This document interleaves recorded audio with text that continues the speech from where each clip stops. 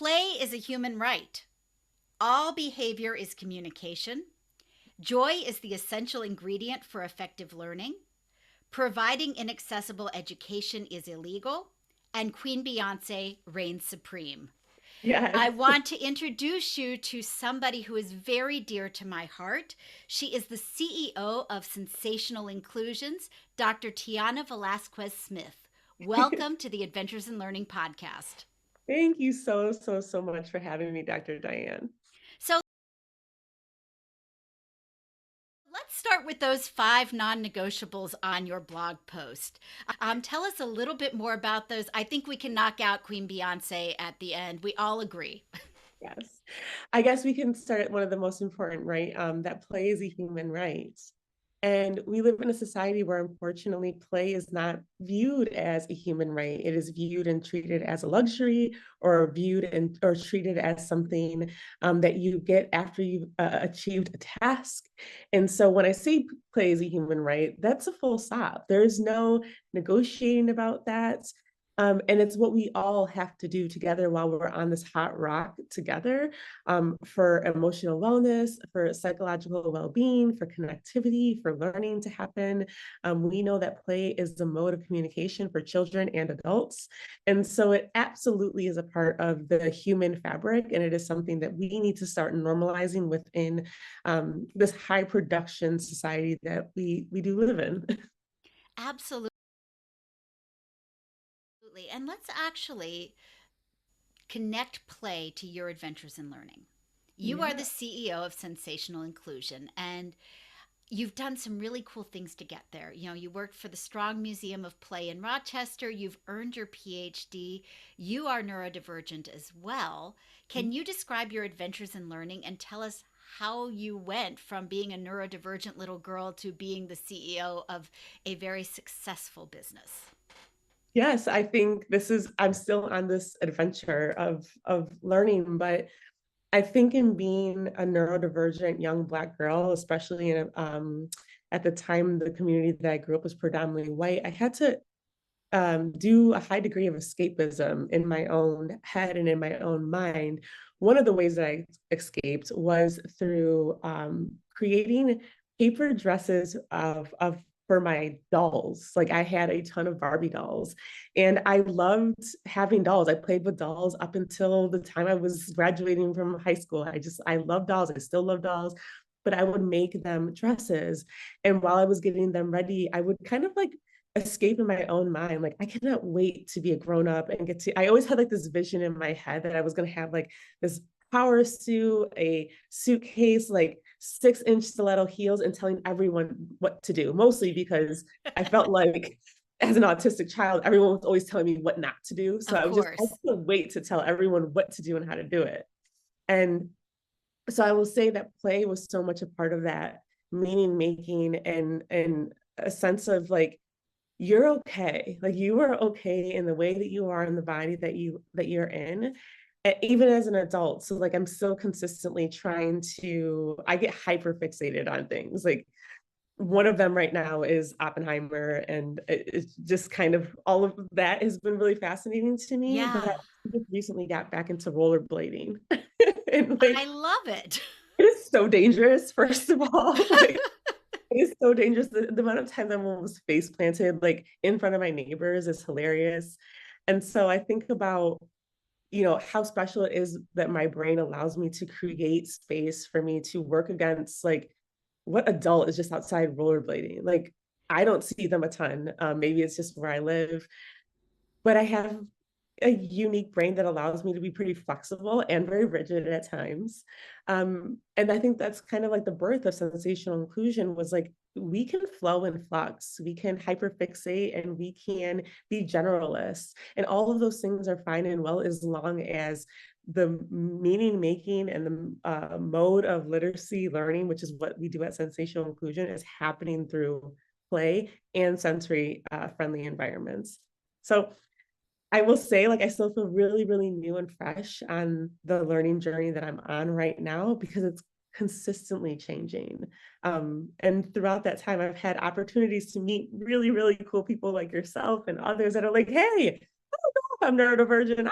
but I feel the same way. But let's figure out how we play more. And that's kind of what I'm here to talk about all the time. I want to talk about play at any juncture, every juncture. And um, the work that I do at Sensational Inclusion, I get the opportunity to talk about play quite a lot. Well, and you and I met at the Play Conference in Indiana, which was so much fun. And, we definitely connected over the concept of literacy and STEM. And Mhm. so I was thinking maybe you could talk a little bit about sensational inclusions, let people know what it is you do and how you're doing things differently than other people have been doing them before. Yes. So I will say that is kind of my favorite thing to talk about is how I'm doing things that are different from the ways that other folks are looking at literacy learning. So at Sensational Inclusion, we focus deeply and attunely to the needs of students, what the child is interested in learning about, and then we find that special interests and we teach emergent literacy skills through it. So I'll give you an example. I have this beautiful child and she just full of light. She's questioning the world. Luckily, she comes from a family that encourages a high degree of questioning. And she is obsessed with unicorns. Like, especially with unicorns is fascinating. She loves to role play with through unicorns. She loves writing stories. But something that she really struggled with was keeping her eyes on the prince. And so is being innovative and understanding when I have a special interest, I want it everywhere. So last night, my husband, he wanted me to watch Dune with him. I hate movies. And any movie that's over an hour and a half, it's literally not going to happen. But he's kind of figured out how to get me to do things. Um, and so he knows I love dinosaurs. I love dinosaurs. I can talk about dinosaurs forever. Me too. Yeah, I don't know. They're just so cool to We me. could go on a tangent about dinosaurs, but finish the Dune story. So, he prepped me. I was tutoring. He sent me a text message. He said, "Hey, just so you know, we're going to get really comfy when you come home. We're going to watch Dune Part Two." He coaxed me into watching Part One, and I have a huge dinosaur stuffed animal. I have a dinosaur robe with a hood, and it's wild. And he created the environment so that this isn't exactly what I want to do on a Sunday, but I'm comfortable in my things and I feel really cool in my dinosaur like robe and this big stuffed animal that I have. And I watched the whole 2 hour, two and a half, it's like 2 hours and 40 minutes, something ridiculous.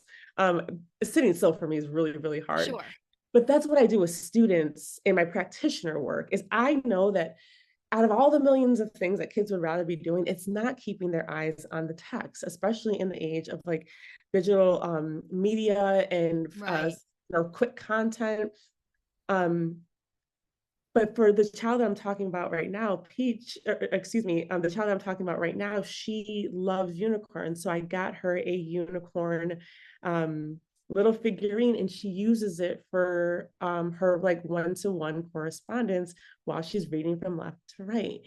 Love And it. before she knows it, she's done with the book and she's like, "Do you have another one?" And I'm like, "What are you talking about? I have hundreds of books." And so it's really cool and important to see when you teach children through play, through their special interests, the things that they're able to do because they want to do them. Of course, I have some theory, polyvagal theory being one of them, PDA and autism to understand how to de-stress a child's nervous system so that they're interested and excited about the space. But I'm also deeply attuned to what their triggers could be and how to support them out of fight or fawn, excuse me.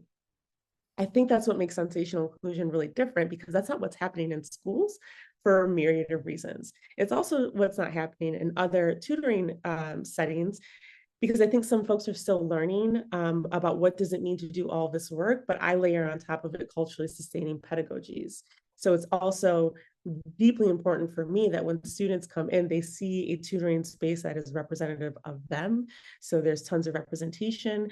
There's tons of opportunities to identify a sense of self, for criticality to happen so that the questioning, why do I have to do this in this order? And I'm like, you don't. In fact, let's come up with a new agenda together. Um, and so that's what I do at Sensational Inclusion. I mostly work with kids from pre-K to third grade. all of which are on the autism or ADHD spectrum. I support students with dyslexia as well. Those same skills that work really, really well for autistic students, they tend to also support dyslexic readers as well. And so it's also an opportunity for me to get away from, our literacy wars that we're consistently having every 10 to 20 years, where it doesn't have to necessarily be the science of reading or whole language. It is everything all in between. And it's important to bring in students' cultures and those that are different from them, but all rooted in the context and the pedagogy of play.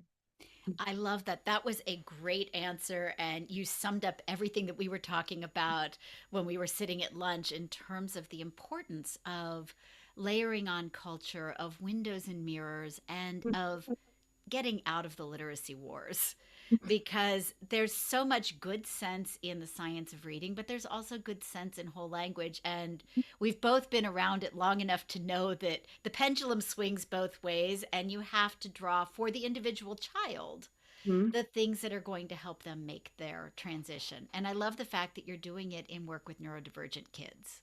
Yeah, I mean, it's great for all kids, but our neurodivergent learners, there's no other way to teach literacy skills outside of kind of the methodology that I've just described. And so, absolutely. And I know that's what I needed as a learner. I was like the child that was like, Tiana doesn't pay attention, or Tiana doesn't, I am paying attention, but I'm also like thinking about how bored I am because you're teaching this in a universal way.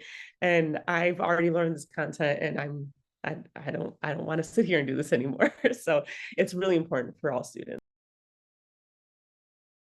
Well, and you said on your blog in sort of your five non-negotiables, one of the things you talk about is how um, it should be illegal. It is illegal to make education inaccessible. So, how can we help schools that maybe don't have a Dr. Tiana working with their students? How do we help them to offer some of these same ideas with that kind of sensitivity? How can we layer that into the classroom? Yeah, I'll say a couple things. It's kind of twofold. The first is, in my work with teachers, I thought that professional learning needed to happen at the teacher level, right? The higher quality, the educator, the better experience the students are going to have. And there's a facet of that is true. But there's so many degrees of implementation that impacts a teacher from being able to listen to all the things that I say and to be able to implement it. The real sweet spot is if we can galvanize parents and caregivers to say, hey, how do you think your child's doing as it relates to their literacy journey? A lot of families, when I ask that question, I get a long slew of like, this, and this are not going well. And what families and caregivers absolutely want for their children is to be lifelong proficient readers that enjoy reading. And once they figure out that there's a different way to do that, well, then parents and caregivers, they show up to their child's school and they start to advocate for different things. They're not advocating for a one size fits all science of reading. You need to do it in this way. Instead, they want a comprehensive methodology that supports their child. Most of the families that I talk to have neurodiverse children. And so that's one angle, giving parents and caregivers the opportunity and the space to have autonomy over the school that they support inadvertently or advertently. Like they are the key stakeholders along with their children. That's one piece. The other piece is teachers are yearning and craving for a sense of autonomy and to have that back. I think within the last, one of the reasons, truthfully, me leaving my own classroom was I knew that I could only go as high as the culture or the atmosphere or the curriculum would allow me to do so, which is why I ended up getting a degree in teaching and curriculum, because I knew that there had to be a different way. And during my PhD, I found out there is tons of different ways to do this. So I will say teacher professional learning has been a huge, huge bright spot in my practitioner work. Not because teachers need to be taught another thing necessarily, but I think what they do need to hear is some confirmation bias. And Yeah. that I've been saying this, I know that my autistic children need this sort of support. And so then what happens is I like to build really tight, close relationships with those schools, with teachers that I know that want to do different for their students. And so we trickle in the PTA. I come in the PTA and start talking about play-based literacy and how to take play-based literacy instruction and do it at home in really simple and easy ways. And so I would, from the teacher pathway and then the parent and the caregiver pathway, I'm seeing that the convergence of the two, you end up kind of encapsulating the school system and the culture to have to do something that's different. Because what's been done in the past isn't working, and there's no harm in trying something new. And, unfortunately, teachers might not have that infrastructure in their school to bring something to the forefront. But what I do see and hear from folks that do professional learning with me is like, I can do one thing. If I can't do everything, I can at least do one thing. And I always say, like, don't stop just because you can't do everything. If there's Right. one thing that you can take from me today, is this one thing. You can do this tomorrow. And so bringing things down to bite size content allows the ability for the practitioner to do something that's different. I've found very similar things as I've been traveling and working with sort of that pre-K and elementary teachers on STEM and literacy. Is it's the same thing. It's not layering one thing on, and it's not telling them how to do something. They know. Yeah. It's giving them the autonomy and the freedom to play and to find joy in what they're doing again. And it's not saying you have to make wholesale changes to everything that you're Mhm. doing. It's like, try this one thing. Yeah. Take it and do the one thing and see how that goes for you. And then maybe you'll want to try the next thing. And Mhm. then maybe you'll try the next, and it builds. And I think that what I'm doing in terms of connecting the STEM and the multicultural picture books and literacy dovetails beautifully with what you're doing, because it's coming from that same place of playful learning and recognizing, I think, the dignity and the value of every member of our classroom community. Yeah, that's the piece, is the value of every member in the classroom community, which is what universal design tells us.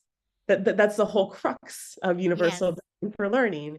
And so it's interesting. I was, trained pretty heavily in my undergrad on UDL, but somehow we've taken like universal to mean for everyone. Right. One size fits all. Yeah. And I'm like, oh, that's not what the advocacy was around. It was a more nuanced approach at looking at how do I make it impossible. Something I tell pre-service teachers, because I teach a class at the University of Rochester on literacy as social practice, is your job is to create a classroom in which it is impossible for a student to walk away and feel like they failed at something. That's your job every single day for every single student. But in order for that to be possible, you have to look at each child individually and identify, well, what does failure look like for this child? Um, I had a really perfect example of, I was working with a child yesterday, and we create a schedule together when the student walks in for their tutoring session. And most students, they always want to do the activity first, that has really nothing to do with literacy learning, but it has everything to do with situating their body and their nervous system as they Sure. prepare to do something that's difficult. So this child, she really wanted to do drawing. She's an artist. So her drawing comes first. We needed to work on word families. I wanted her to write on some sentence strips, writing sentences with some word families. And then we were going to read a book that took the skill into text. And of course, she draws beautifully. I set her up really nicely with the timer. She transitions. We do our word families. Sentence writing was getting a little iffy. A lot of children don't love to write, but they'll get there. Right. And then when it came time for the book, she was just like, I don't want to do this. I hate reading. This is so hard. Um, and she looked at me and she was like, did I fail? Did I fail today? And I'm like, oh gosh, there's no such thing, my love. There's no such thing as failure. You did, look at all these other things that you did, that you worked on. When you come back, we'll work on that word family book. But this idea that children are so prepped for this idea that they're going to fail at something because the environments that are around them are so quick to be like, oh, you failed at that thing. You didn't do your bell work or your morning work on time. And so even taking students, there's a little bit of trauma that Right. I don't, and it's really hard to teach. something that's foundational like literacy, if trauma is a part of that experience. So having to metabolize that out with students, I do a lot of like breathing exercises with them, a lot of diaphragm work. And afterwards, reiterating like, if you feel like you failed at something, then let me know so that I can better prep the environments. So for the next time, you feel better about the task, or you feel better about the work you did before you leave. And I don't know that we have the time and the capacity to do that in a school. But what I am noticing is we have a lot of students that are just so anxious about failing that they almost project it as if they were possible to fail at something as difficult as reading. Like,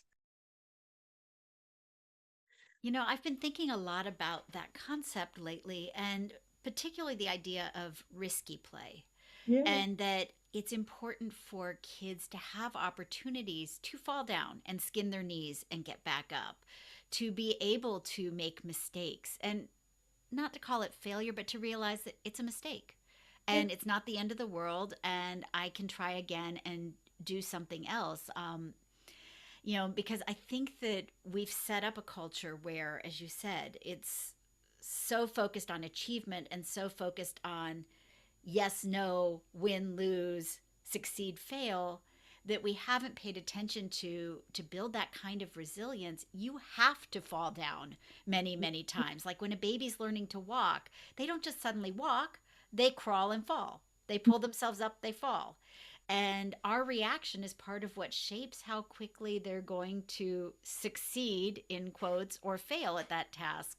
But they're not necessarily checking it as success failure. They're looking at themselves as, okay, I'm going to try again. And if we're supporting that as, oh, look what you did, Mhm. then they're much more likely to get up and try again versus sit down. Yeah. And So, that's what you want. That's what you want when you're working with a child. Learning to read is the hardest skill. It's somewhere around the early 2000s. We had like this, children are learning to read so that they can read to learn. And I remember the yep. first time I heard that, I was like, that's got to be the dumbest thing I've ever heard. Like, I'm still learning to read. Like, as a 32-year-old person, there's still words. I'm like, what is this? Or even like reading comprehension. Sure. I've had to read Toni Morrison's work so many times in different parts of my life because the first time I read The Bluest Eye, I was like, I don't know what that book was about. And so I had to read it a second time. But just even thinking about being tenacious enough to want to give it another go, um, is something that we have to build and we have to cultivate in children starting from a very, very young age. One of my favorite things that parents do is like when their kid falls, they're like, It's like, oh, don't do that. well, if they weren't, they're not now. Yep. Like, no, me and my husband, we talk about this a lot, and so we see this a lot, and we it's just funny when it happens. We're like, I wonder how you've just encoded this experience in this child's body. Like, you're not even letting me feel how I need to feel. You're telling me how I should feel based on your adult reaction. Uh, When do I get a chance to create my own meaning out of risky play or falling and getting hurt? And guess what? It didn't hurt. It's fine. I actually want to go up the slide again and do the same jump and see what happens the second time. That's what I reading looks love like. that. What you just said is absolutely on point. We're encoding our reactions in them. And I love the idea that we need to give them the space and the scaffolding to identify their own feelings and their own emotions and their own way of responding to the world. And so we're coaches as opposed to directors. And I think that if we can look at it that way, we might be more useful. Oh yeah, we would be way more useful if we would just give ourselves like a one Mississippi, two Mississippi, and then if the tears happen, then you say, "Oh wow, how are you feeling?" Yeah. Like, how did that feel? Well, why do you think that hurt? Well, because you jumped off the tippy top of the slide. But I like the way that you paused and you asked it in question form rather than labeling it for them. You're asking the questions, and then if they don't have the words or they can't find the words, you can keep asking questions to sort of help them get to what it is they're trying to feel. But I love the way you did that. Thank Um, you. When you're working with kids, do you have particular favorite picture books you like to use as a way of building identity, building Oh, opportunities for kids to engage and play? geez, what kind of question is that? That is so hard. Yes. I know it's like asking you to name a favorite child or a favorite student. I feel like that's what you asked me. Tiana, name one of your favorite students. For identity work, let me see. Oh my gosh, where do I even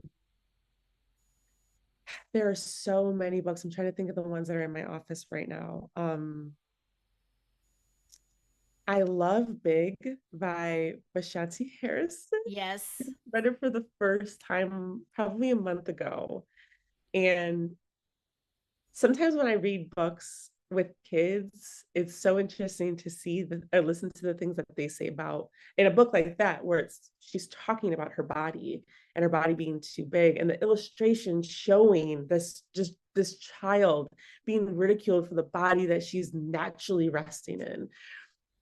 Our kids, I always say children are the smartest people on the planet. They're the smartest community members that we have because they're closest to birth, which means they have been less uh, uh, susceptible to like cultural and social constructs.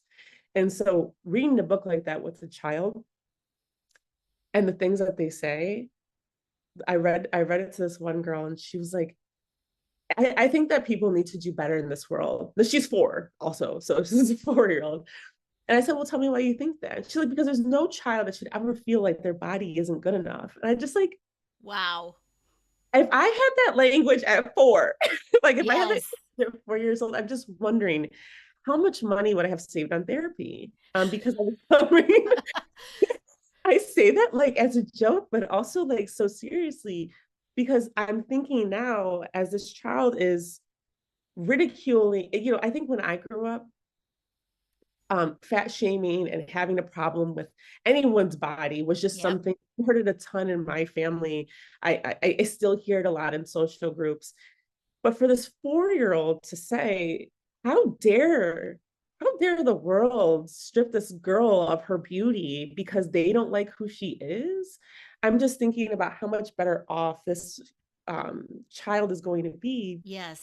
because she has this profound, unequivocal, like 10 toes down feeling in a visceral response to say, how dare you? Like that kind of fight and that kind of grittiness, like that's got to be so self-preserving and identity shaping. So her body can flow in flux as our bodies often do throughout our lifespan. And she may have an issue when those moments happen, but she's still going to be really close and tethered to a sense of self. So that's one like really early example. There's another book, More Than Peach. Please forgive me. What is the author's name of More Than Peach? I know the last Bellwood, I think. Oh my gosh. I Well, never, I I'm going to never. look it up right now because now I want to know. Because this is a new So book to me. So let's look it up. you're gonna love More Than Peach. More Than Peach is by Bellin Woodard. I was semi close. Oh my gosh. Yes, I know Belen. Belen is the young lady who created the crayons. Exactly. And Yes. when I was at the museum, because I used to work at a children's museum, we worked with an organization called I'm Just Me. And they did a lot of character counts kind of summer camps. And Tina discovered Belen. And so we got a grant and brought in Belen's crayons for the summer. And I didn't realize there was a book that went with it. You just made my day. Got you. I got you. More Than Peach is my favorite book to read, like on a read aloud to young Black girls. And the reason why I say that is my research is really augmented in the ways in which Black girls, one, just exist, two, how do they exist in predominantly white schools, which connects to my own lived experience. And I remember in kindergarten being so confused, like why there wasn't a crayon for my skin. And the girl next to me, she had smelly crayons, and she was like, I'm sorry you don't have a brown crayon, but I have this crayon and it smells like lemonade. And it did. It smelled just like lemonade, but it was yellow. So I'm like, thank you so much, friend. Also, this does not look like me. And the conversations, every time I read More Than Peach, a group of Black girls, they still have the same things that I said 25 years ago. Like, there's not enough of us, there's not enough representation. I shouldn't have to have a band-aid that doesn't match my skin color. Right. So if the concept of More Than Peach is exactly what you would imagine it to be as she has created those crayons.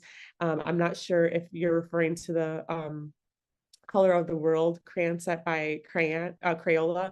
No, Belen actually created her own crayons. She has her own crayons. Then I have to get those crayons and divvy up my support of Crayola. And so I do a story time once a month.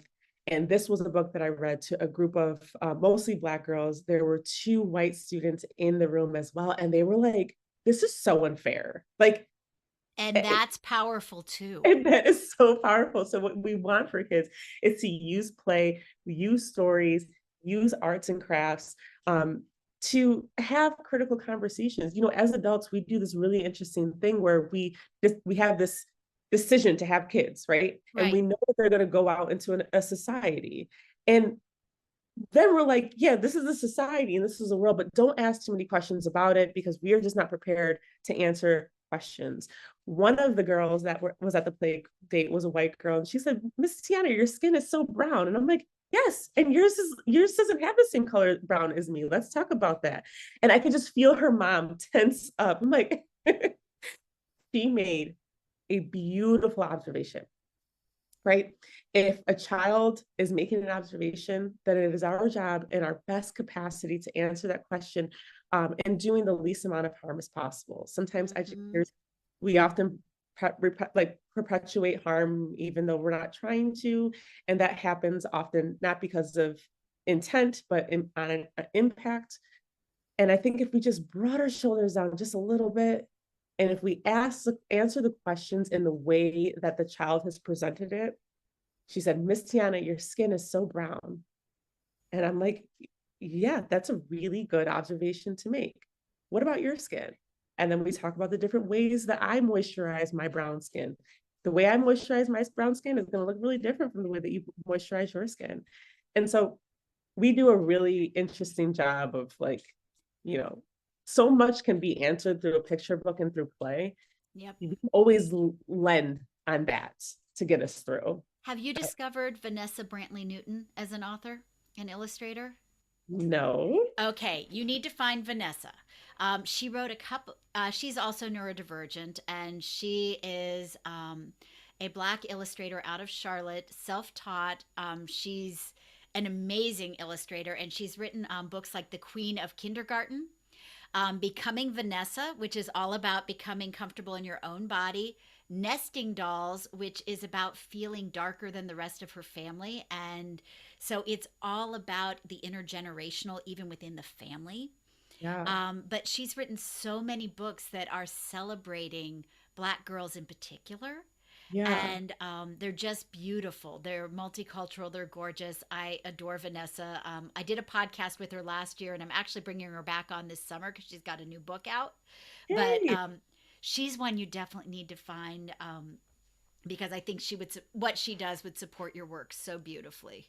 I love that. And I love that before it was a few, authors and illustrators where if you said like, oh, do you know this person? Yeah, I do.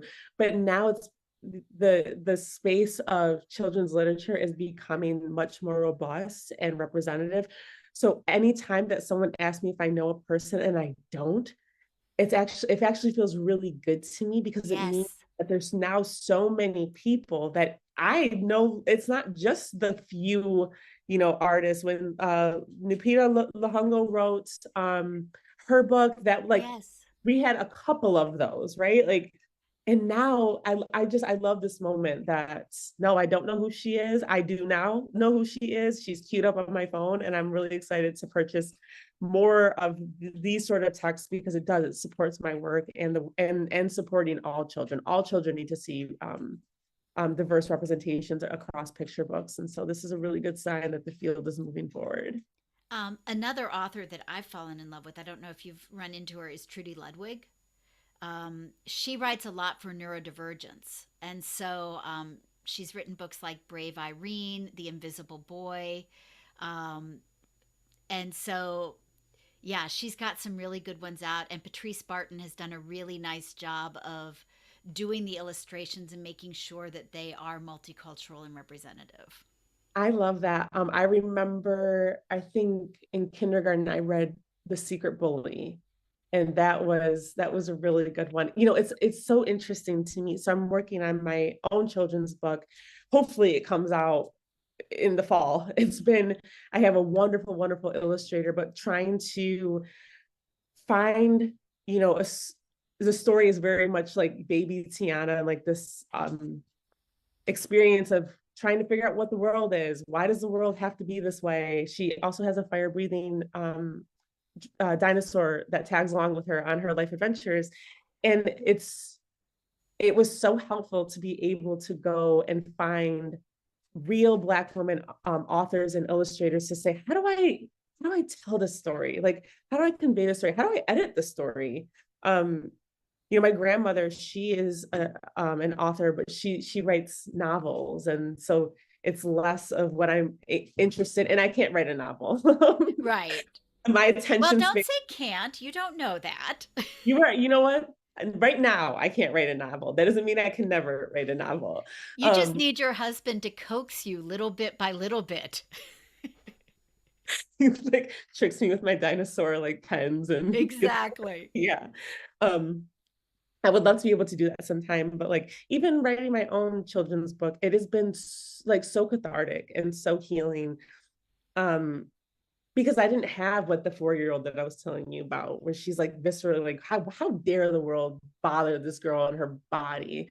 Um, but now I get to do that in a different way. And a lot of it, I didn't go into opening sensational inclusion for my own child self to heal, but that is what has actually happened. I have been in the best mental health space that I've been in. I think being autistic is one of those things we talk a lot about, but not about like mental health and what does that look like. And then you're opening a business and someone that thrives and needs routine and structure and like things can't change. It was just in a doctor's appointment right before jumping on this conversation with you, and I was crying in the waiting room, which is kind of like why I looked like this. I was sobbing because the lady was 15 minutes late. I can hear the lights. I don't know if anyone has this experience. I can hear lights. I can feel the lights. So these huge fluorescent lights, and I'm just sobbing. I left my AirPods at home. My husband luckily had his, and he put on the Oppenheimer soundtrack, and it just like soothed me. But I didn't have that ability to do that like as a kid. Like as a kid, it was like just suck it up. Like it's fine, Tiana. It's not a big deal.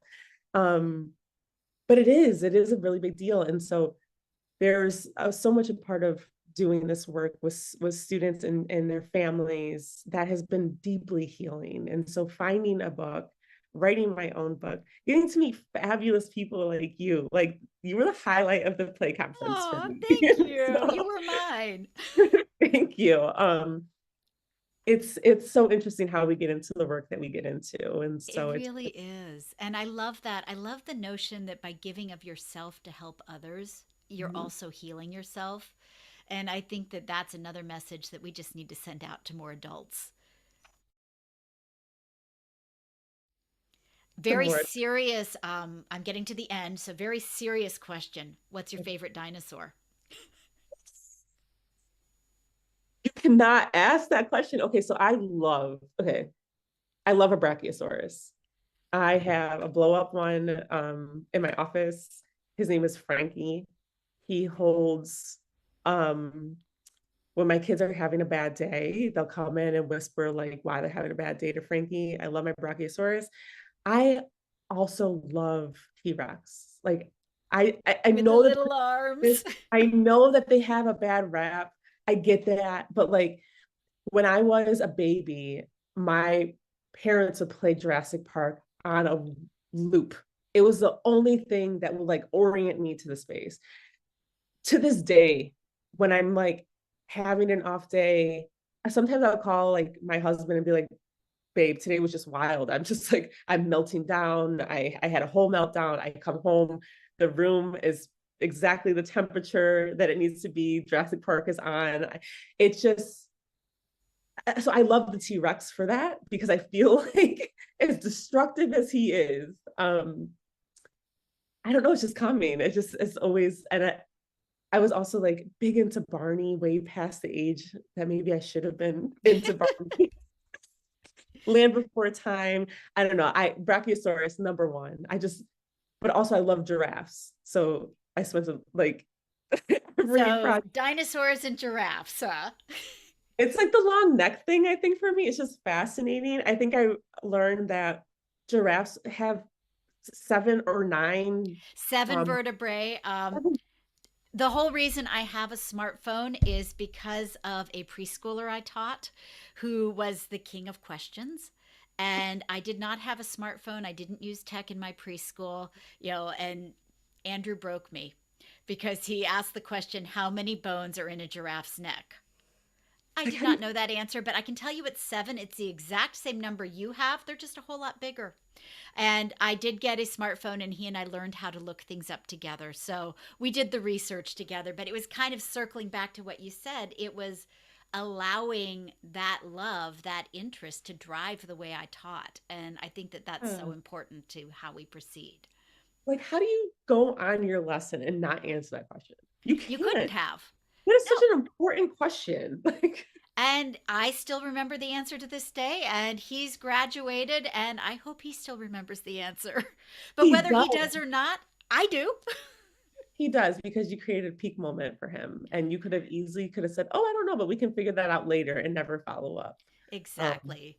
So, he if does. people would like to learn more about creating peak moments and about building those amazing connections for all students in the way that you do at Sensational Inclusion, how do they find you?